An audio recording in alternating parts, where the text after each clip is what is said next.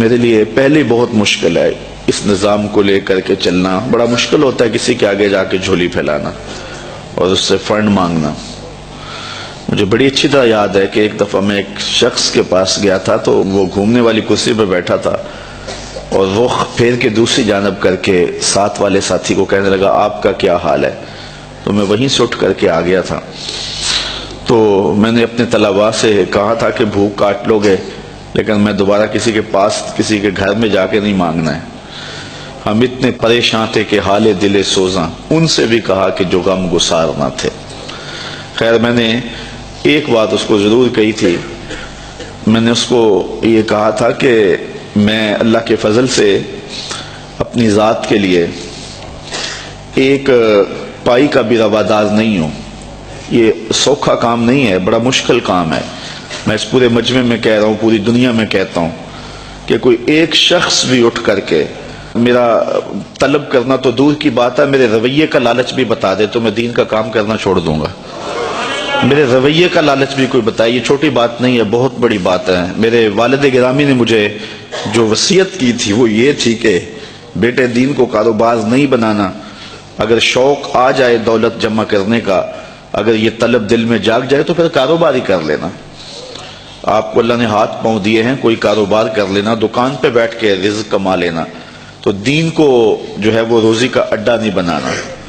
تو اللہ کے فضل سے آپ نے میرے رویے سے بھی, میرے طرز زندگی سے بھی یہ بات نہیں دیکھی ہوگی. اور یہ بات کہنا بہت مشکل ہے جب علم کی بولیاں لگ رہی ہوں اور جب 50-60 ہزار روپے کے اندر تقریریں بک رہی ہوں تو ایک بندہ سویر سے لے کے شام تک کالا کالا رسول اللہ کا نغمہ لے کر کے گھومے تو یہ بہت بڑی سعادت ہے. تو میں تو اپنی ذات کے لیے بھی کبھی جو ہے وہ کوئی ہلکا اشارہ بھی کرنا مناسب نہیں سمجھتا ہوں. اور اللہ نے دل کو یہ استغنا کی دولت دی ہے تو میں نے اس کو جو ہے وہ ایک شعر بجوا دیا تھا. میں نے کہا میں بڑا غیرت مند شخص ہوں اور خوددار آدمی ہوں, لیکن میں ان بچوں کے لیے جھولی پھیلانے کے لیے آپ کے پاس آیا تھا. آپ نے جو رویہ میرے ساتھ رکھا, چلو وہ آپ کا انداز ہوگا اور آپ کا بھی شاید قصور نہیں ہے, آپ ایک آنکھ سے سب کو دیکھنے کے عادی ہوں گے.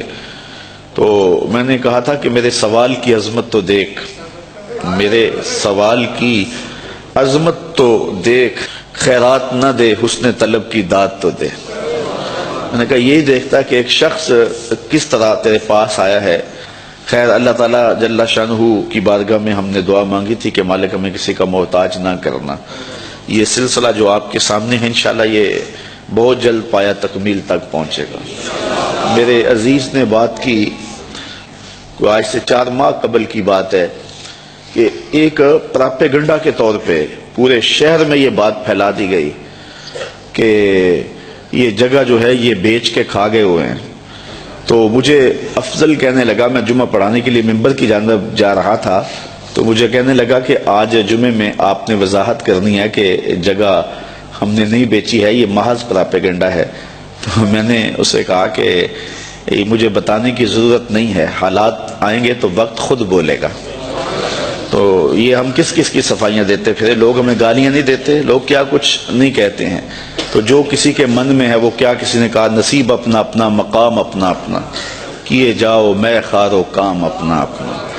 اب تو لوگوں کا محبوب مشغلہ بن گیا ہے ہمیں چھیڑنا, ہمیں تکلیف دینا, ہمیں اذیت پہنچانا. یہ آپ کے شہر میں ایک شخص آ کر کے بڑی لمبی زبان سے یہ بات کر کے گیا ہے کہ رضا ثاقب نے تو دین کی لوٹ سے لگا دی ہوئی ہے, اور وہ دہائی دیتا پھرتا ہے کہ پانڈے کلی کرا لو, مفت تقریراں کروا لو. اس نے تو دین کے وقار کو مجروح کر دیا ہے. یہ دیکھو بت کہیں ہمیں کافر خدا کی مرضی. یہ بھی وقت آنا تھا کہ جو دین کو بیچ رہے ہیں وہ کہہ رہے ہیں کہ یہ دین کی لوٹ سے لگا رہا ہے, اور اس نے جو ہے وہ یہ کیا تماشا بنایا ہوا ہے, یہ دین کے وقار کو مجروح کر دیا ہے, دین کو سستا کر دیا اس نے, اور اس نے لوٹ سے لگائی ہوئی ہے, یہ مفت تقریریں کرتا ہے. تو میں نے کہا صاحب میں کب مفت تقریریں کرتا ہوں, یہ تمہیں غلط فہمی ہے کہ میں مفت تقریریں کرتا ہوں. تم تو 40,000 میں بک جاتے ہو اور میرے سامنے تو بندہ اپنا آپ بیچ دیتا ہے, ساری زندگی پیچھے پیچھے رہتا ہے. تم تو 40,000 میں اپنا سودا کر لیتے ہو, تو ساری زندگی نام لگا